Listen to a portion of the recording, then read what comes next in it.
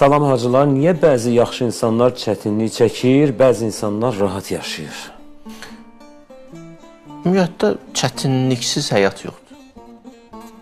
İnnəkə qadih. Məşəqqət dolu həyat yaşasın.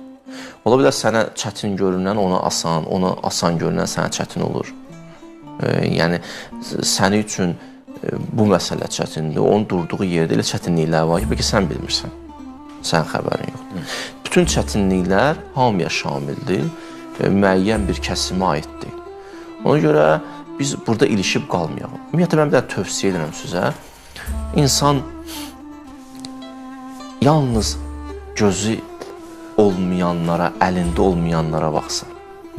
Yalnız çətinliklərə üzün tutsa, yalnız müsibətlərə köklənsə, əlindəkiləri görməsə, həyatında qəşəng yaşaya bilməyəcək, həyatından zövq ala bilməyəcək. Ona görə Allah Teala Quranda təxminən